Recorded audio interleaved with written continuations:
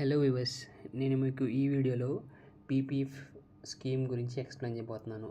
PPF అంటే ఏంటంటే public provident fund. ఇది సెంట్రల్ గవర్నమెంట్ ఆఫ్ ఇండియా ద్వారా ఎస్టాబ్లిష్ చేయబడిన ఒక సేవింగ్ స్కీమ్ అనమాట. దీనికి ఇన్కమ్ ట్యాక్స్ బెనిఫిట్స్ అనేది కూడా వస్తాయి. మనం ఇది పీపీఎఫ్ అనేది అప్లై చేసుకోవడం వల్ల మనకి ఓల్డ్ ట్యాక్స్ రిజైమ్ అలాగే న్యూ ట్యాక్స్ రిజైమ్ ఉన్నాయి కదా. ఓల్డ్ ట్యాక్స్ రిజైమ్ ప్రకారం అయితే మనకి ఒక సంవత్సరానికి 1,50,000 అనేది దాకా ట్యాక్స్ అనేది సేవ్ చేసుకోవచ్చు అండర్ ఏటీసీ ట్యాక్స్ బెనిఫిట్కి. అలాగే మనకి మెచ్యూరిటీ అమౌంట్ అంటే మనకి అమౌంట్ ఓవరాల్గా చేతికి వచ్చేటప్పటికి అది ట్యాక్స్ ఫ్రీ అనమాట. దాని మీద ఎటువంటి ట్యాక్స్ పడదు. అలాగే వెల్త్ ట్యాక్స్ కూడా మనకి ఎటువంటి ఉండదు. అంటే మీరు ఇప్పుడు ఫర్ సపోజ్ ఏదన్నా ఇప్పుడు మీకు వడ్డీ వచ్చింది, మీరు ఇన్వెస్ట్ చేసిన దాని మీద, సో దానికి మీరు వెల్త్ చేసుకున్నారు కదా, దాని మీద కూడా ఎటువంటి ట్యాక్స్ అనేది పడదు అనమాట. న్యూ ట్యాక్స్ సిస్టమ్ ప్రకారం తీసుకుంటే దానివల్ల మీకు ఎటువంటి బెనిఫిట్ ఏమి ఉండదు. న్యూ ట్యాక్స్ సిస్టంలో ఎటువంటి ఇన్కమ్ ట్యాక్స్ బెనిఫిట్ అనేది ఉండదు. సో ఇప్పుడు ఈ అకౌంట్ ఓపెన్ చేయడానికి ఎలిజిబిలిటీ చూసుకుందాం. ఎలిజిబిలిటీ అంటే ఎవరైతే రెసిడెంట్ ఆఫ్ ఇండియా యొక్క రెసిడెన్స్ అయి ఉంటారో వాళ్ళు ఈ అకౌంట్ అనేది ఓపెన్ చేసుకోవచ్చు. అలాగే ఫర్ సపోజ్ ఇప్పుడు నాకు అకౌంట్ ఉంది, పీపీఎఫ్ అకౌంట్. ఇప్పుడు మైనర్ ఉన్నాడు, అంటే మా అబ్బాయి ఉన్నాడు అనుకోండి, మా అబ్బాయికి కూడా అకౌంట్ అనేది ఓపెన్ చేసుకోవచ్చు మైనర్ కింద. మైనర్ అనేవాడు డైరెక్ట్గా అకౌంట్ అనేది ఓపెన్ చేసుకోలేడు. ఒక మేజర్ ద్వారా వాళ్ళ ద్వారానే అకౌంట్ అనేది ఓపెన్ చేసుకోగలరు అనమాట. అలాగే జాయింట్ అకౌంట్ ఓపెన్ చేసుకోవడాలు ఇలాంటివి ఉండవు. ఎక్కడ మీరు ఈ పీపీఎఫ్ అకౌంట్ అనేది ఓపెన్ చేసుకోవచ్చు అంటే, ఈ పీపీఎఫ్ అకౌంట్ అనేది మీరు స్టేట్ బ్యాంక్ ఆఫ్ ఇండియా కానీ దానికి సంబంధించిన అసోసియేట్ బ్యాంక్స్ దగ్గర కానీ చేసుకోవచ్చు. లేదంటే పోస్ట్ ఆఫీస్లో కూడా చేసుకోవచ్చు. లేదంటే ఎనీ నేషనలైజ్డ్ బ్యాంక్స్లో చేసుకోవచ్చు. లేదంటే కొన్ని ప్రైవేట్ సెక్టర్ బ్యాంక్స్ కూడా ఈ పీపీఎఫ్ ఓపెన్ చేసే అవకాశం ఇచ్చారన్నమాట. సో ఆ బ్యాంక్స్లో కూడా మీరు ఓపెన్ చేసుకోవచ్చు. ఇప్పుడు డిపాజిట్ అమౌంట్ గురించి మాట్లాడుకుందాం. డిపాజిట్ మినిమం మీరు సంవత్సరానికి చేయాల్సిన మినిమం డిపాజిట్ అనేది 500 రూపీస్ అనమాట. మ్యాక్సిమం డిపాజిట్ వచ్చేసి 1,50,000 దాకా చేసుకోవచ్చు. డిపాజిట్ అనేది ఒకేసారి లంసమ్గా పెట్టేయచ్చు. లేదంటే మీకు నచ్చినప్పుడల్లా మీరు మీకు దగ్గర డబ్బు ఉన్నప్పుడు అకౌంట్లో వేసుకుంటూ ఉండొచ్చు. కానీ మ్యాక్సిమం డిపాజిట్ అనేది 1,50,000, అంతకుమించి అనేది వేసుకోలేరు. ఇన్యాక్టివ్ అకౌంట్ అంటే ఏంటంటే, ఒక పీపీఎఫ్ అకౌంట్ అనేది ఇన్యాక్టివ్గా ఎప్పుడు వెళ్తుందంటే, మీరు మినిమం డిపాజిట్ ఒక సంవత్సరంలో మినిమం డిపాజిట్ అనేది మీరు సబ్మిట్ చేయనప్పుడు మీ యొక్క పీపీఎఫ్ అకౌంట్ అనేది ఇన్యాక్టివ్గా వెళ్తుంది. మినిమం డిపాజిట్ మనం ఇందాక చెప్పుకున్నట్లుగా 500 అన్నమాట. మీరు ఒక సంవత్సరం మొత్తంలో ఒక 500 అనేది కూడా మీరు డిపాజిట్ చేయకపోతే మీ అకౌంట్ అనేది ఇన్యాక్టివ్లోకి వెళ్ళిపోతుంది. మీరు ఆ ఇన్యాక్టివ్కి వెళ్ళిన అకౌంట్ని మీరు రీయాక్టివేట్ చేసుకోవచ్చు. అది ఎలాగంటే, ₹50 పెనాల్టీ కట్టాలి. ₹50 పెనాల్టీ కట్టి అలాగే ఆ సంవత్సరం యొక్క 500 మినిమం డిపాజిట్ అనేది చేయాలన్నమాట.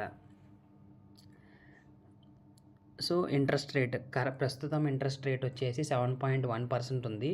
ఈ 7.1% అనేది మీకు ఈ టర్మ్ ఉంది కదా, పీపీఎఫ్ అకౌంట్ అనేది మామూలుగా 15 సంవత్సరాలు అనమాట ఓవరాల్గా మెచ్యూరిటీ. ఇది ఈ 15 సంవత్సరంలో 7.1% అనేది ఖచ్చితంగా ఉండదు. ఎందుకంటే ఇది ప్రతి సంవత్సరం సెంట్రల్ గవర్నమెంట్ ద్వారా ఫిక్స్ చేయబడుతుంది అనమాట. సో ఇది అనేది ఫిక్స్ కాదు. ఈ 7.1% అనేది ఒకవేళ వాళ్ళు పెంచవచ్చు. సెంట్రల్ గవర్నమెంట్ అనేది డిసైడ్ చేస్తుంది ఎవ్రీ ఇయర్ ఫైనాన్షియల్ బడ్జెట్లో. అది 7.5 అవ్వచ్చు, లేదంటే 7.1 కన్నా తక్కువ ఉండొచ్చు. సో ఇది ఫిక్స్డ్ కాదండి. అలాగే మీకు ఈ పీపీఎఫ్ అకౌంట్లో మీరు అమౌంట్ ఇన్వెస్ట్ చేస్తారు కదా, మీకు ఫర్ సపోజ్ ఎప్పుడన్నా అర్జెంట్ నీడ్ వచ్చింది అంటే లోన్ ఫెసిలిటీ ఆప్షన్ కూడా ఉంటుందన్నమాట. ఈ లోన్ ఫెసిలిటీ ఎప్పటి నుంచి ఉంటుందంటే, మీకు 3rd ఫైనాన్షియల్ ఇయర్ నుంచి 6th ఫైనాన్షియల్ ఇయర్కి ఈ లోన్ ఫైనాన్షియల్ ఫెసిలిటీ అవైలబుల్ అనేది 3rd ఫైనాన్షియల్ ఇయర్ నుంచి 6th ఫైనాన్షియల్ ఇయర్. మీరు ఫర్ సపోజ్ ఇప్పుడు 2024 కదా ఇయర్, ఇప్పుడు 2024లో అకౌంట్ ఓపెన్ చేసుకుంటే 2027 నుంచి మీకు లోన్ ఫెసిలిటీ తీసుకునే ఆప్షన్ అనేది ఉంటుందన్నమాట. ఇంకొకటి ఎందుకంటే మీరు గుర్తుపెట్టుకోవాల్సిందంటే, మీరు ఎప్పుడైతే లోన్ ఫెసిలిటీకి ఎప్పుడు ఎలిజిబుల్ అవుతారంటే మీ అకౌంట్ అనేది యాక్టివ్లో ఉండాలన్నమాట. ఇన్యాక్టివ్లో ఉంటే మీరు లోన్ ఫెసిలిటీకి ఎలిజిబుల్ కారు. అది లోన్కి సంబంధించిన డీటెయిల్స్. అలాగే ఇప్పుడు విత్డ్రాల్ చూద్దాం. మనకి ఇప్పుడు పీపీఎఫ్ అకౌంట్ అనేది 15 years లాక్ పీరియడ్ కదా, ఇందులో మామూలుగా మధ్యలో ఉన్న విత్డ్రాల్ అని చేసుకోవచ్చు అంటే చేసుకోవచ్చు. 7th ఫైనాన్షియల్ ఇయర్ అంటే మీరు అకౌంట్ ఓపెన్ చేసిన కాడి నుంచి 7 సంవత్సరాలకి 7వ సంవత్సరం మీరు కొంత అమౌంట్ అనేది విత్డ్రా చేసుకోగలరు. ఇది ఓన్లీ ఒక సంవత్సరంలో ఒకసారి విత్డ్రాల్ అనేది చేసుకోగలరు. అలాగే మీ అకౌంట్ అనేది యాక్టివ్లో ఉన్నప్పుడే మీరు అమౌంట్ అనేది విత్డ్రా చేసుకోగలరు. విత్డ్రా చేసుకునే దానికి క్వాలిఫై అవుతారు. ఒకవేళ ఇన్యాక్టివ్లో ఉంటే దానికి క్వాలిఫై అవ్వరు అనమాట. విత్డ్రాల్ లిమిట్ అనేది మీ అకౌంట్లో ఉన్న బ్యాలెన్స్ ఫర్ సపోజ్ మీ అకౌంట్లో 5 lakhs ఉంది 7th ఫైనాన్షియల్ ఇయర్ అప్పుడు దాకా అనుకుందాం. అంటే 2,50,000 దాకా మీరు అమౌంట్ అనేది విత్డ్రా చేసుకునేదానికి ఎలిజిబుల్ అవుతారు. సో అది. అండ్ మెచ్యూరిటీ పీరియడ్ నేను అంతకుముందు చెప్పినట్టుగా పీపీఎఫ్ అకౌంట్ యొక్క మెచ్యూరిటీ పీరియడ్ అనేది మొత్తం 15 ఏళ్ళండి. ఆ 15 ఏళ్ళ తర్వాత మీరు కంప్లీట్ బ్యాలెన్స్ అలాగే దాని మీద ఎర్న్ అయిన ఇంట్రెస్ట్ అదంతా కూడా మీరు తీసేసుకోవచ్చు. లేదంటే ఒకవేళ మీరు ఇంకా కంటిన్యూ చేసుకుందాం, ఎక్స్టెండ్ చేసుకుందాం అనుకుంటే కూడా పీపీఎఫ్ అకౌంట్ని ఎక్స్టెండ్ చేసుకోవచ్చు. ఆ మెచ్యూరిటీ పీరియడ్ 15 ఏళ్ళు అయిన తర్వాత కూడా. ప్రీ మెచ్యూర్ క్లోజర్ అంటే మీరు ఫర్ సపోజ్ యాక్చువల్గా పీపీఎఫ్ అకౌంట్ అనేది 15 years డ్యూరేషన్ కదా. మీరు ముందుగానే అకౌంట్ క్లోజ్ చేసుకోవాలి అంటే కింద ఉన్న జెన్యూన్ సిచ్యువేషన్ అసలైన కారణాలు ఉంటే దానివల్ల మీరు చేసుకోవచ్చు అనమాట. ఫర్ సపోజ్ ఏమన్నా లైఫ్ థ్రెటనింగ్ డిసీజ్ అంటే మనం చచ్చిపోయేంత పెద్ద డిసీజ్ ఏమన్నా వచ్చి దానికి మెడికల్ ట్రీట్మెంట్ డబ్బులు కావాలనుకుంటే అప్పుడు మీరు ప్రీమెచ్యూర్ క్లోజ్ చేసేయచ్చు. ఇంకోటి మీ చిల్డ్రన్ హైయర్ ఎడ్యుకేషన్కి మనీ కావాల్సి వచ్చింది ఎమర్జెన్సీగా, సో ఆ విధంగా ఆ టైంలో కూడా క్లోజ్ చేసుకోవచ్చు.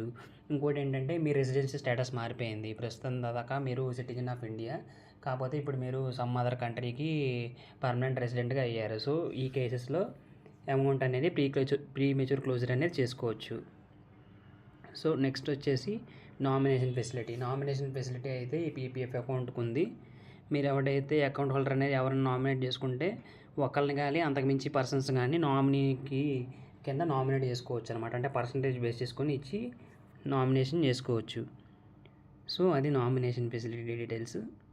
పీపీఎఫ్ అకౌంట్ అనేది ట్రాన్స్ఫర్ కూడా చేసుకోవచ్చు. ట్రాన్స్ఫర్ అంటే ఏంటి? ఇప్పుడు ఫస్ట్ సపోజ్ మీరు ఒక బ్యాంక్లో ఓపెన్ చేశారు అకౌంట్, ఆ బ్యాంక్ నుంచి ఇంకో బ్యాంక్ అకౌంట్కి ట్రాన్స్ఫర్ చేసుకోవచ్చు. అలాగే ఒక పోస్ట్ ఆఫీస్లో ఓపెన్ చేశారు, అలాగే ఆ పోస్ట్ ఆఫీస్ నుంచి ఇంకొక పోస్ట్ ఆఫీస్కి ట్రాన్స్ఫర్ చేసుకోవచ్చు. లేదంటే బ్యాంక్ నుంచి ఇంకొక పోస్ట్ ఆఫీస్కి ట్రాన్స్ఫర్ చేయొచ్చు. సో ఈ విధంగా అకౌంట్ ట్రాన్స్ఫర్ అనేది కూడా మనం చేసుకోవచ్చు. సో ఇది గైస్ పీపీఎఫ్ అకౌంట్ గురించి పూర్తి డీటెయిల్స్. అలాగే ఇప్పుడు మీకు ఈ పీపీఎఫ్లో ఇక్కడ చూసారా fixed amount calculator, variable amount calculator అని ఉంది. ఫిక్స్డ్ అమౌంట్ క్యాలిక్యులేటర్ అంటే ఏం లేదండి.